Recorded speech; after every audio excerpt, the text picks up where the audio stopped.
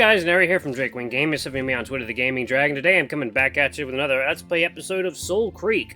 So guys, let's go ahead and jump right back into it. You guys really seem to love this series, and I do too. So guys, let's just jump right back in. Please sit back and enjoy for the next 18 minutes while I entertain you, and let's just go. Alarm chain, you're up. Alright. Back up just a little bit. Because you like him. Excuse me? You're physically attracted to him. No! Where did you get that from? The signs are all there. There are higher levels of dopamine and oxytocin in your system since you met him, and your heartbeat rises whenever he touches you. Bite! Stop! Just stop talking! You're crazy! I'm not... am I? Am I? Can you not read my body like that? Some things are private, you know. I didn't read your thoughts or anything. You might as well have.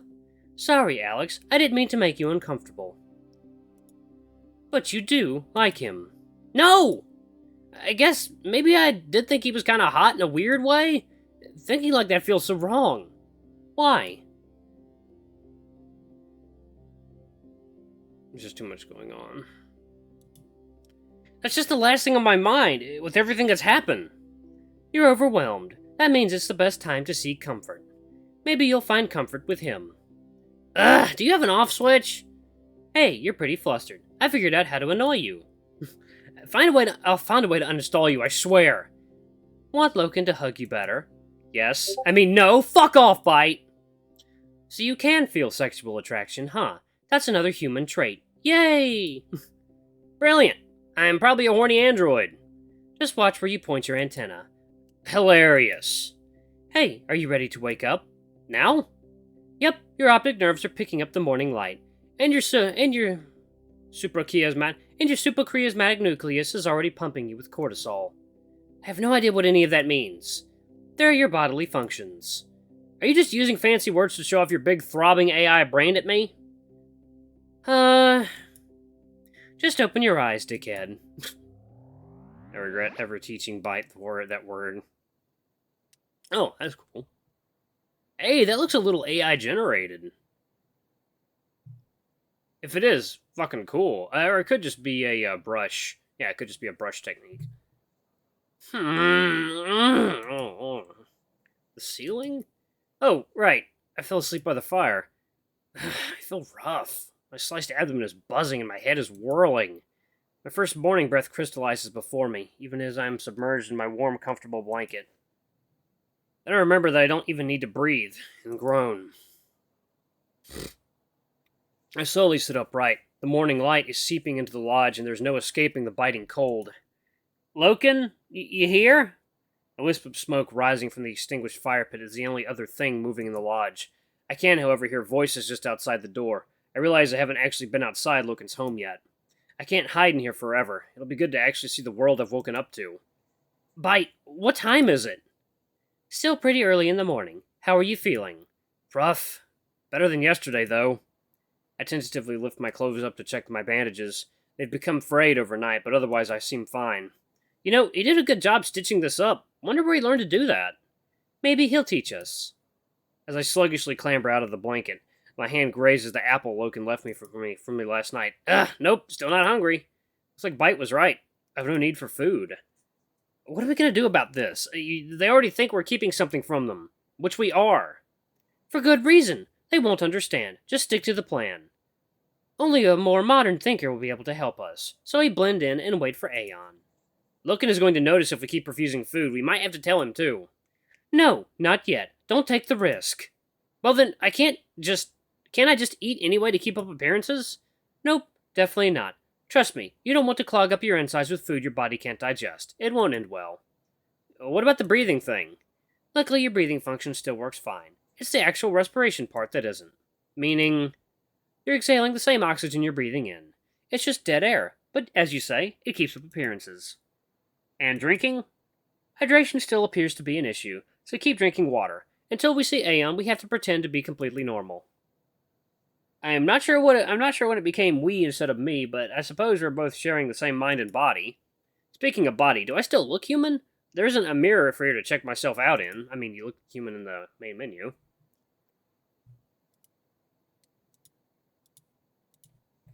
I've not got I've not got any elusive plug sockets stamped into my flesh or anything here, have I? I anxiously pat myself down, but find nothing out of the ordinary. Lifting my clothes up, I stared down at my linen-clasped belly. Everything seemed fine when Loken replaced the bandages. I grasp at my own chest. My nipples are there, and I have some firm pectoral muscles. All seems normal. What about... I look at the door to check Loken isn't going to burst in suddenly. Assured that I'm alone, I slide my hand down the hem of my leggings. Yep, dick and balls. Everything's there that should be. Huh. Good to know in case I need it. Not that I wouldn't. And right on cue, Loken's fur-bound physique jumps into my mind. I feel my heart thump as I recall falling flat onto his chest, my hands groping at his muscles. Can't help but wonder what it would be like to... Nope! Okay. Those human urges definitely still work. So I don't need air or food, but I can still get horny. Even during all this? I'm a freak. I frantically pull my hand out of my pants. I don't know how easy it'd be to hide a boner in these crappy leggings. The last thing I need is to get hard now. Sluggishly, I draw myself over to the lodge door and tug it open. The air is cutting and chilly. I draw my arm closer to my body as stinging cold shears my face. It's far less windy than it was last night. A gentle sunlit warmth glows through the cold. Ooh, that's pretty. So it is a brush technique, okay. Whoa. I'm gobsmacked by the scenery. It's an awe-inspiring alpine landscape. It could be AI generated as well. It seems to me like it'd be easier than ever now to get just AI generated artwork for visual novels. Mountains tower all around the serene valley, reaching high into the crystal blue sky and far into the distance. Loken's lodge is isolated. I don't see any signs of his tribe, only distant forests and snowy peaks. Ooh, that's pretty. Note to the author, if you're watching my videos, I would love to know what you're using for this. Are you just taking photos? Are you just taking photos and then just applying a brush to them of some sort, or are you using AI generated? Okay.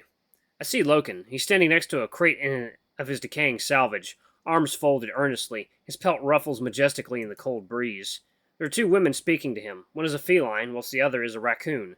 Both wear tribal garbs composed of leather, fur, and ragged linen. By this point, I'm just rolling along with everyone else being some form of beast person. They're both taller than me, but that seems standard. Humans are just small compared to these people, I suppose. The two of them are engaged fervently with Loken, their attention completely enraptured. They could really do that? And you have one? Yes, but it is not functional. Here. I watch, curious. Loken fumbles through his salvage and grabs a dilapidated mobile phone, totally frayed from centuries of decay and beyond any hope of repair. He holds it out to the interested pair nonchalantly. They lean forward and coo like spellbound children. I vaguely remember Loken saying that the people here revere Zephyr technology, but to actually see them do it, it's bizarre. How far could they speak? Far. But how would they hear? Loken twists the beaten-up mobile around, showing them the other side. His face is neutral, like he's only half interested. These are speakers. They make noise. They talk in here and listen here. Amazing. I never imagined. Think of its worth. We'll trade for it. But what would you like? We have many wares to offer in exchange, or we can return with more. What would they do with it? Hang it on the wall? Zephyr salvage is worth a lot in this economy. Never mind its condition. Loken even said the clans have gone to war over technology that still works. Man, I'm starting to understand the significance of the Black Runner's right.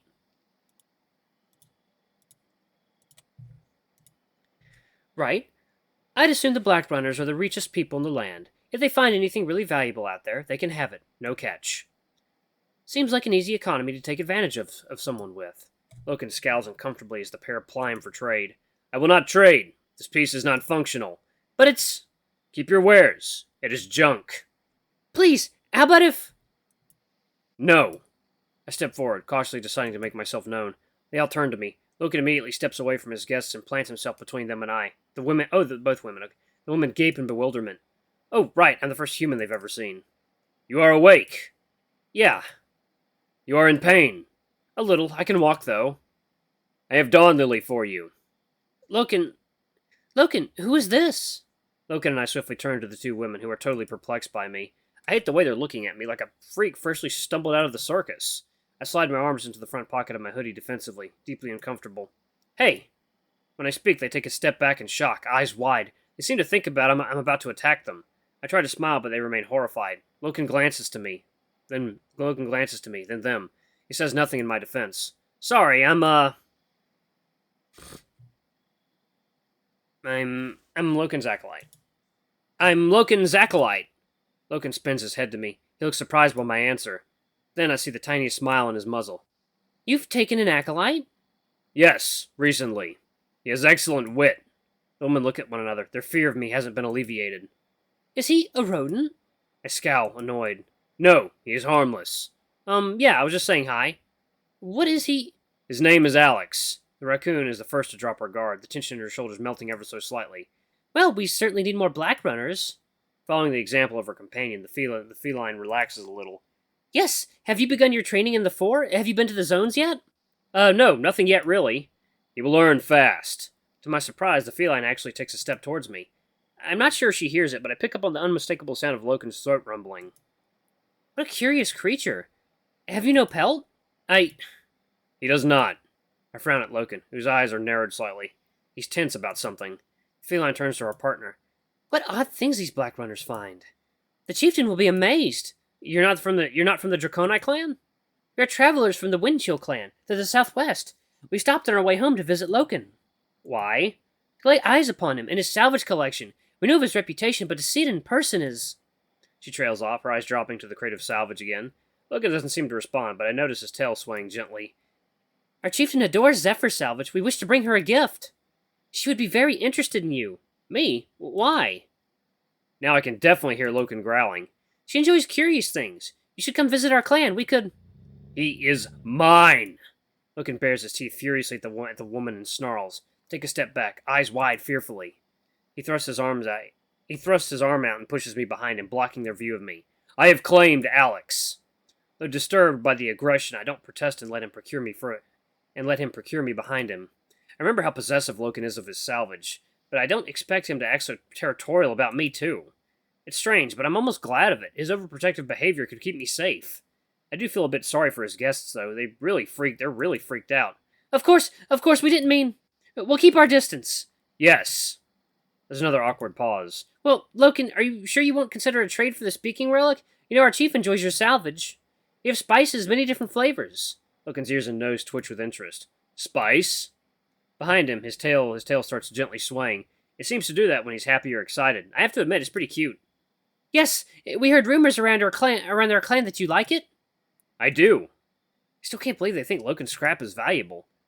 I have nothing of value to trade today. Oh, but, well, we'll take the speaking relic off of you. It is not worth your spice. There must be something you would part with. Loken grumbles, deeply uncomfortable. Gone by the nervous twitching of his tail, he really wants those spices, but won't overstep his moral compass for them. Help him trade. I squint down at the time-worn salvage for anything I recognize. Most of it is ratty beyond recognition. Then I spot something. Hey, what about this? Loken's ear folds backwards as I step out from behind him. No! He goes to block side of me again. Stay behind me. Whoa, hey, just trust me for a second. I've got wit, remember? I figure that ought to get him to listen. He falters, then nods. Okay, do not get too close. Do not get close to them. The faces of the woman light up as Loken steps aside. I tug something out of his collection of scrap. The Zephyr called this an insulated flask. It's pretty beat up, but it might still work. It's functional? Maybe it stores liquids and keeps them hot or cold. Tea, soup, that sort of thing. I hold the flask out for them to inspect. They don't seem to have understood a word I said, but remain fascinated. You could put coffee or something inside and take it with you to travel. Coffee? Oh, it's a Zephyr drink. The woman seemed completely baffled by my knowledge. How do you know all this? It is as I said. He has excellent wit. He sounds proud of me. I feel my cheeks getting slightly hot. No, I'm familiar with this stuff. That is wit. It's not... okay, sure. Anyway, you might have to clean the rust off, but the lid still fits, so I don't see why it wouldn't still work. Would you trade for it, Loken? All three of us look at him. He seems pleasantly taken aback. I will. The two travelers are beside themselves with joy. They clutch one another in triumph and bow their heads to Loken. Thank you so much! The raccoon and Loken exchange the goods. The feline looks like she's about to approach me, but then remembers Loken's waspish attitude and keeps her distance. Thank you, little one, for your insight. You have great wit. Do enjoy the spices. I hope your chieftain makes good use of them. Heh, I doubt Loken will share those. It's okay. Glad I could help. They're really happy about this. Seriously, it's just a flask. Their distrust of me seems to have melted away. That feels kind of nice. Respect to you, Black Runner. And to your new acolyte. Yes, respect. The two traders put their prize into a fur-skin sack and steadily head back down the hills. They chattered to each other, abuzz with excitement. Loken and I watched them go in silence. Soon they're too far away to make out. So you like spices? It is good. Heh, good to know. You are good. Huh? You have used your wit for good. Oh, that was nothing. You weren't kidding, by the way. The way people see Zephyr salvage, they think it's really valuable. It's crazy. People trading garbage like it's something precious. You guys don't use money? His head tilts in typically confused canine fashion. Like coins, currency. He blinks wordlessly, his expression remaining perplexed. Never mind. You sleep heavy. Huh? You sleep heavy. What do you mean? You fell asleep. Heavy. What do you mean heavy? Sleeping heavily.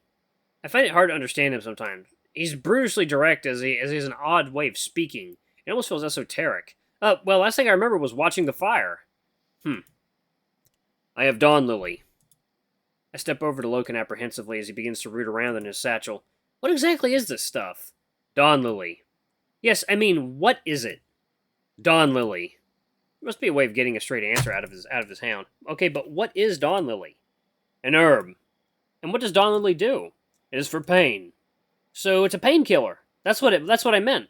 Suddenly he shoots me a vicious scowl. Clearly offended, I shrink a little. Sorry? Okay. That was weird. Loken pulls a strange linen-wrapped packet from his pouch and unwraps it. A small batch of pale orange powder is inside. He places some on the palm of his paw and holds it up to me. I recoil, scrunching my face up in caution. Put this on your tongue. Bite, can you scan this? I just did. It's an opioid analgesic. I think it'd be addictive in high quantities. Don't take too much of it, okay? I'm not sure about this, but I am in a lot of pain. It's going to be easier to stick to our mission plan if I have something to take the edge off. Cautiously, I lean forward and take a pinch of the Dawn Lily, then smear it on my tongue. It quickly dissolves. The taste hits me immediately. It's the most grotesque flavor, that of rotten, pallid milk. My face tightens in disgust, and my eyes glue themselves shut as I fight off my gagging reflex. Ah, that's fucking hideous! Yes. Oh, jeez, it tastes like live wasps! It's like drinking gasoline! I stick my tongue out and try to scrape it off the taste off, but it gets stronger. I gag. Ah, it's getting worse! Why would anyone take this? Just kill me! The taste wears off, so I open my eyes. Loken has a mild grin of satisfaction on his face. It's the first time I think I've seen him find something funny. Loken, this is not funny! It is funny. No! Ah! You would like to take more? I would enjoy seeing you take more. It is funny to watch. As the taste wears off, I grin at his gentle teasing. So you do have a sense of humor? Yes. I'm amazed. His mood darkens in a heartbeat. As if I flicked a switch, his stare turns scathing once again. This is amazing to you? His voice is loaded with defensive outrage. I shy from him, nervously regretting what I said. His angry scowl burns through me. Tell me why this is amazing. Because I laugh at things? That is amazing? Then you think I am dull. Explain. Alright, I'm gonna pause it right here. Alright, guys, I'm gonna pause it right here. Thank you all so much for watching. Don't forget to like, comment, subscribe, ring that notification bell. Leave a super thanks or a tip if you can. It always helps. Until the next video, I love you all. I'll see you next time. Bye-bye!